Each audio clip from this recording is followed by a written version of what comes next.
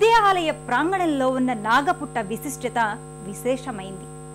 మైసమ్మ తల్లిని దర్శించుకునే భక్తులంతా ఇక్కడ నాగపుట్ట చుట్టూ ప్రదక్షిణలు చేసి నాగమ్మ దేవతకు పాలు పోస్తే సంతాన ప్రాప్తి కలుగుతుందని భక్తుల విశ్వాసం. ఆ తల్లిని మనము దర్శించుకుందాం రండి. శ్రీ మైసమ్మ వారిని దర్శించుకున్న భక్తులు అనంతరం ఆలయ ప్రాంగణంలో ఉన్న నాగపుట్టకు చేరుకుంటారు. అమ్మవారికి ఎదురుగా ఉన్న ఈ నాగపుట్ట మహిమాన్వితమైనదిగా భక్తుల విశ్వాసం. శ్రీ మైసమ్మ వారిని దర్శించుకునే వారంతా నాగపుట్ట చుట్టూ ప్రదక్షిణలు చేసి నాగదేవతకు పాలు పోసి తరిస్తారు.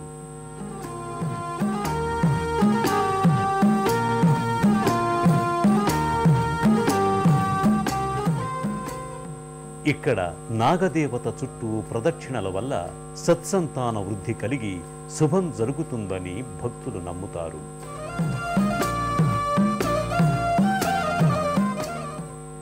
ఇతర ఆలయాలకు మళ్ళీ ఈ ఆలయంలో కూడా భక్తులు అభీష్టాలను నెరవేర్చమంటూ ముడుపులు కడతారు.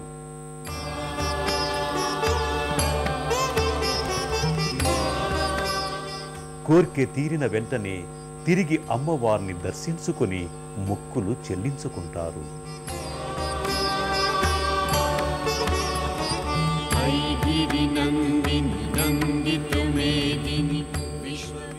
ఈ ముడుపులలో భాగంగా అమ్మవారికి ఒడిబియ్యం పోయటం, చీర కట్టడం, వెండి బంగారు కానుకలు సమర్పించుకోవటం తదితరాలు చేస్తారు.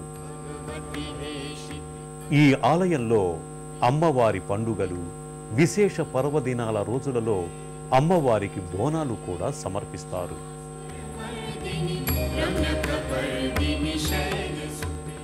సంబరాలతో వందలాదిగా తరలివచ్చి అమ్మవారికి ముడుపులు చెల్లించి పండుగ చేసుకుంటారు.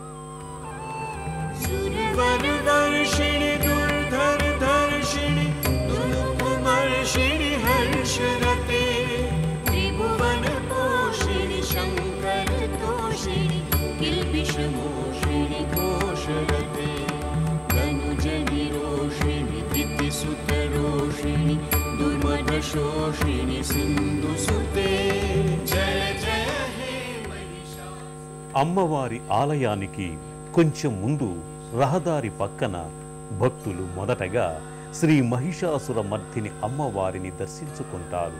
స్వర్ణవర్ణ శోభితంగా కానవచ్చే ఆ తల్లి సకల అభీష్టాలను నెరవేర్చే చల్లని తల్లిగా పూజలందుకుంటోంది.